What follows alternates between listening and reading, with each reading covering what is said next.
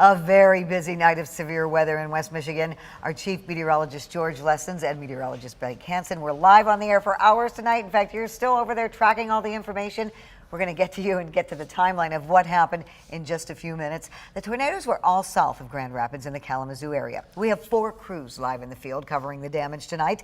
13 on your side meteorologist Samantha Jacks, Julia Gorman and Kiara Patterson. And we begin with Micah Cho at a heavily damaged FedEx facility in Portage. Micah? Juliet, I just got off the phone with Mary Beth Block from the city of Portage, who told us that the facility behind me has been cleared.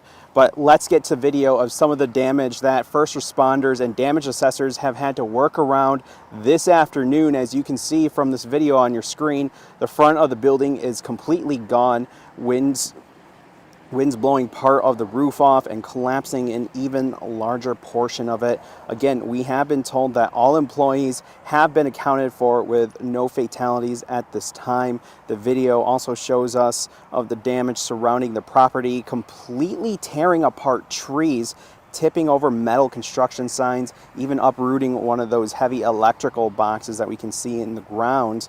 They're usually painted green. We spoke with a couple of FedEx employees earlier this afternoon. They were on their routes during the severe storms. Here's some of what they experienced. At that time, I looked up and I was like, things are not getting good. It's getting really windy. The weather's getting really, really bad, really, really quick. So at that time, it was more about seeking shelter for me and caring about myself. I got back about 5 minutes after the storm came in. I caught the tail end of it. It wasn't crazy, but I did come in through the storm and wind was howling. It was blowing against my truck. It was extremely loud, and especially in the big trucks, they're loud. We've also heard back from FedEx Corporate, who in a statement said they will continue to assess the damage and are implementing contingency plans to lessen any potential impacts on service. They also said they are grateful no one was seriously injured, and we're still waiting to hear back from Kalamazoo Emergency Management, who originally told us about rescue efforts to free 50 employees who were inside of the building. Again, we're still waiting to hear back. For now, live in Portage, Micah Cho, 13 on your side. One of the most dangerous places you can be when a tornado hits is inside a mobile home. And people living at Oakbrook Estates in Portage found that out for themselves tonight. 13 on your side meteorologist Samantha Jacks is live in Portage. She joins us now to show us the damage there. Sam? Juliet, the damage left behind is just absolutely devastating at this mobile home park.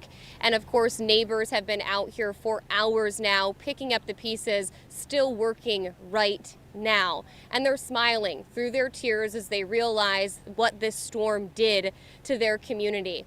But it was a spur of the moment decision that one couple made that could have saved their lives.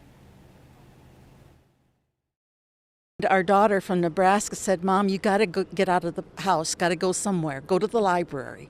And so we went over to the library, and there were a lot of people in the library downstairs taking shelter. And then when we came out, we didn't hear a thing. We came home, got here, and they were pulling somebody out of the rubble over there. And I think she's the only one that was really injured.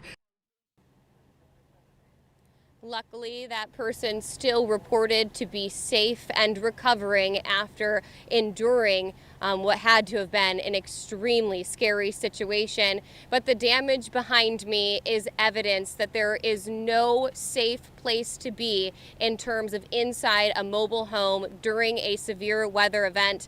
We are going to continue to cover this story not just tonight but throughout the week and watch as this family recovers from the damage left behind. Juliet? Sam, thank you for that live report.